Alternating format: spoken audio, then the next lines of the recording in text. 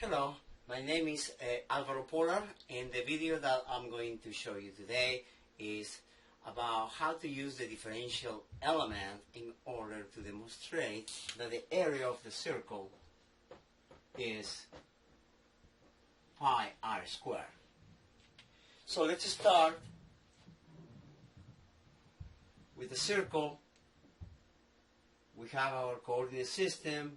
We are just going to use a two-dimensional coordinate system in this case, x and y, and we are going to use a differential element of area in this circle.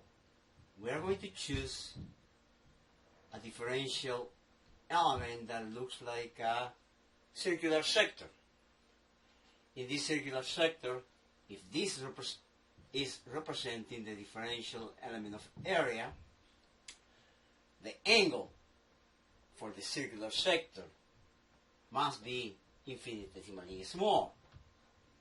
We're going to call it d theta. The arc length generated in this circular sector is going to be dl. We're going to use the circular sector formula when the angle is theta, the radius is r, and the arc length is l, and we're going to say that l is equal to r theta. We know this formula is a very basic formula, and we are going to actually differentiate this formula where r is considered a constant radius. The arc length depends of the angle theta. So, in this case, since r is constant, we apply differentials and we obtain a differential equation between the variables arc length and angle theta.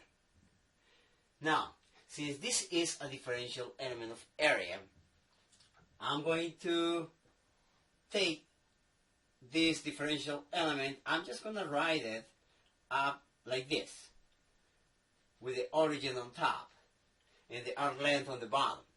There's a reason for that. I'm going to make it look like a triangle. What happens if I draw a line between these 2 points? Then I have a triangle where this is the base and this is the height. This, of course, represents dl, the differential element of the arc length, and this represents the radius, which is constant. Now, we are going to assume two approximations.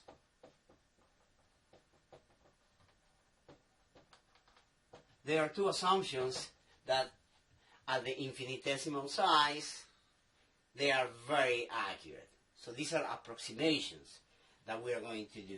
Approximation number one, at the infinitesimal size, when the angle between these two lines is infinitesimally small, this dl is actually equal to b.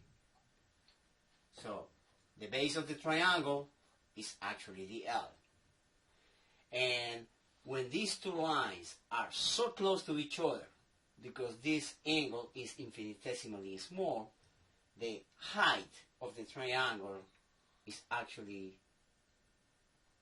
equal to r, or can be considered equal to r, because they are so close to each other.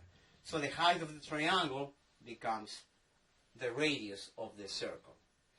Now, we know that the area of the triangle is equal to 1/2 base times height. Now, since this is an infinitesimally small triangle, we can say that dA is equal to 1/2. The base is actually dl, and the height is r.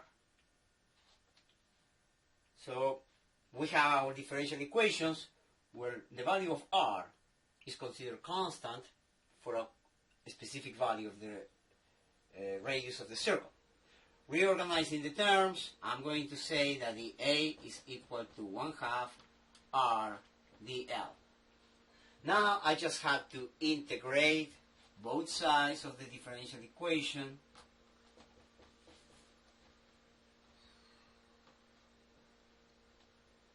In order to finish the integration, I need to set the limits of integration. When there is no area, when the area is 0, the value of the arc length due to the increment of a magnitude of an angle. There's no angle, it's actually 0. If the angle is 0, dl has to be 0. So when there's no area, dl is 0. This is the correspondence between the limits of integration for both sides in the differential equation. What happens when the arc length is the complete circumference of the circle, which is 2 pi r? That actually generates a total area of the circle called A. So we're going to call it A. So these two limits of integration actually are corresponding. Now, based on this equation, it's a simple integral. The students of Physics 201 at the moment, they can see that this is a very simple integral. Integral of dA from 0 to A is actually just A. Then, on this side, we have 1/2 R. Integral of dl from 0 to 2 pi r becomes just 2 pi r. Now, these two and these two are going to cancel out. 2 divided by 2 is 1. So the area of the circle based on this integral becomes pi r squared. That's the area that we have here. Now, we are going to differentiate in different terms. We have this differential equation, dA, I'm going to copy it again, dA equals 1/2, I'm just going to reorganize the terms, R dl. Previously, we said that dl is equal to R d theta. I'm going to replace dl by that expression. dA is equal to 1/2 R. dl is R d theta.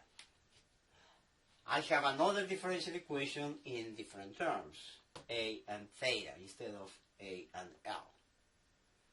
There's a reason why I am doing this. I'm going to organize the terms, 1/2 R squared, and I'm going to set my integrals.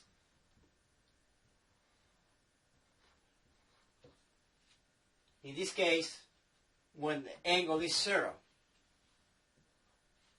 for this arc length, if the angle is 0, the area has to be 0 as well. What happens when the angle goes from 0 to 360? That means 2 pi radians.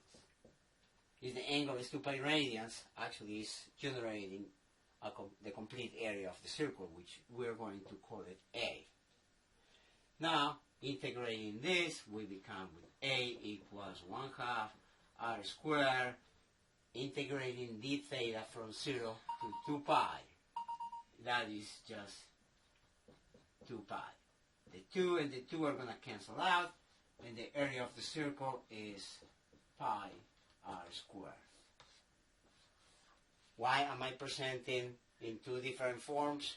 Because students need to get used to set up the differential equation based on the information that you have. You have to define your limits of integration.